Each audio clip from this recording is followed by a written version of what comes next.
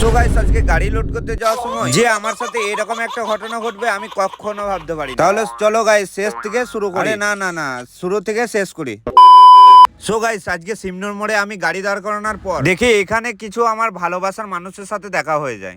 Hi guys, ভিডিওটা like করবেন। তো এখানে কিছুক্ষণ সবাইকে টাইম দেওয়ার পর আমি চলে গেলাম আমাদের পার্সোনাল সুইমিং পুলে। আর অনেকদিন ধরে জামা প্যান্ট গুলো কাঁচা হয় নাই, তাই হালকা করে নাকের সঙ্গে দেখি কি বটকা গ্যাস। তো প্রথমেই বলি, আমার এই বডি থেকে কেউ গ্লাস খেলাও না, আরে সরি গাইস, কেউ গ্লাস খেয়ে যাও না। তাই আর কি সুইমিং পুলে বালতি ডুবিয়ে হালকা করে বডিতে জল ঢেলে কি আরাম, বডি ছেড়ে গেল আমার। তাই হালকা করে অক্ষয় কুমারকে একটু কফি করলাম। Thanks. Love you. আর সালা দিনরাত গাড়ি চালিয়ে এতটাই মোটা হয়ে গেছে, সালা প্যান্ট একটাও কোমরে হচ্ছে না।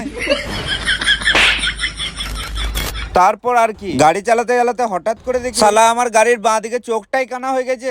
তারপর আমি চলে এলাম এরকম একটা গাড়ির চোখের দোকানে। আর এখানে এসে দেখি অনেক ধরনের প্লাস্টিকের চোখ ছিল। তাই আর দেরি না করে আমি নিয়ে নিলাম এইরকম একটা ভারী পাড়া 2 কিলো ওজনের প্লাস্টিকের। আর চোখটা খোলার জন্য এইরকম একটা মাল নিয়ে নিলাম। আর এখানে দেখি চোখের বেশি দামও নয়, তাই 500 টাকা দিয়ে চলে গেলাম গাড়িতে। আর বেশি না লেট করে অপারেশন করতে শুরু করলাম। আর সালা শুরু না করতে অপারেশন সাকসেসফুল। আর দেখতে হবে তো অপারেশনটা কে করছে, নাসার থেকে পাস করা ডাক্তার। আরে মানে আমি তারপর এইখানে এই জনসন মল পার করে আমি চলে গেলাম আমাদের লোডিং পয়েন্টে। আর এখানে লোড করে কিছু মানি নিয়ে চলে গেলাম আমার পার্সোনাল পাম্পে। আর এখানে আমার দবদবাটা তোমরা তো জানোই, তাই এখানে ফটাম করে সই করে চটাম করে তেল নিয়ে আর আমি যাচ্ছিলাম আমাদের খালি পয়েন্ট। আর যেতে না যেতে আমার কিছু ফ্যান ফলোয়াররা গোটা রাস্তা জাম করে দেয়, তাই হালকা করে এদের সাথে মিট করে আজকের মতো মিনি ব্লগটা আমি এখানেই শেষ করলাম। বাই।